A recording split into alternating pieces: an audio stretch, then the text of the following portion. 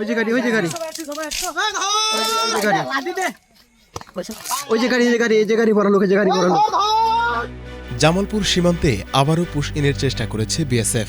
সোমবার দিবাগত মধ্যরাতে দেওয়ানগঞ্জের বাঘারচর সীমান্তের কুমারের চর এলাকায় এই ঘটনা ঘটে।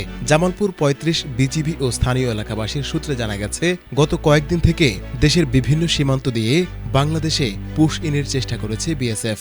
সোমবার রাতে বাঘারচর ও পাথরের চর সীমান্তের কাছে কুমারের চর এলাকা দিয়ে ভারতের বিএসএফ সার্চ লাইট বন্ধ করে দিয়ে ১৮ জনকে পুশ ইনের চেষ্টা চালায়, কিন্তু জামালপুর ৩৫ বিজিবি ও স্থানীয়দের প্রতিরোধের মুখে পুশ ইন চেষ্টা ব্যর্থ হয়। সবাই একটু সামনে যান, একটু সামনের দিকে আগান, একটু সামনের দিকে আগান, ওই দিক দিয়ে না। পুশ ইনের চেষ্টা করা হলে জামালপুর সীমান্তে উত্তেজনা দেখা দেয়। স্থানীয়রা লাঠিসোঁটা নিয়ে বিজিবির সঙ্গে সীমান্তে অবস্থান নেয়। এতে করে আতঙ্ক ছড়িয়ে পড়ে ওই অঞ্চলে।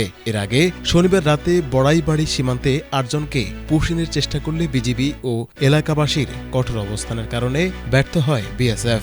জামালপুর বিজিবির সূত্র জানায়, কয়েকদিন থেকেই এই সীমান্ত দিয়ে অবৈধভাবে পুশ ইনের চেষ্টা করা হচ্ছে, কিন্তু স্থানীয় জনগণকে সঙ্গে নিয়ে বিজিবি পুশ ইনের সকল চেষ্টা ব্যর্থ করে দেয়। থেকে বাংলাদেশের লোক ঢুকাইতেছে, হ্যাঁ আমগর বর্ডার গার্ড বিজিবি আছে, এখানে আমরাও সর্বক্ষণ তাগর লগে আছি। যে কোনো সময় রাত হোক আর দিন হোক ২৪ ঘন্টা আমরা বর্ডারেই আমগর বাড়ি, আমরা বর্ডারেই থাকি, একটা লোকও আমরা ঢুকতে দেব না। এই হলো কথা। আর বাংলাদেশের ভিতরে কোনো গেম জেম যাতে না হয়, এরা তো গেম জেম বাজাবার কারণে প্রস্তুত।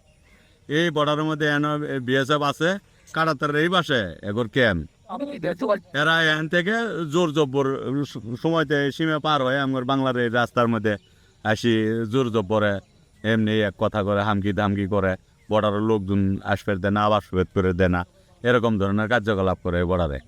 তবে আমরা বিজিবি সর্বক্ষণ চেক দিতে আছে, সর্বক্ষণ ডিউটি করে, আমরাও ডিউটি করি, এগুলোর লগে আমরাও আছি, সর্বক্ষণই থাকবো।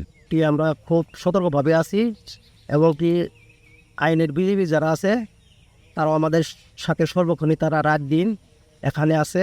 আমরা সাধারণ পাবলিক সবসময় বিজিবির সাথে আছি, যাতে ভারতের কোনো বাংলাদেশের লোক আমার বাংলাদেশে না ঢুকতে দেয়। এই জন্য আমরা সর্বক্ষণ চেষ্টা করব, ওনাদের সাথে থাকবো। Desk report, ATN Bangla.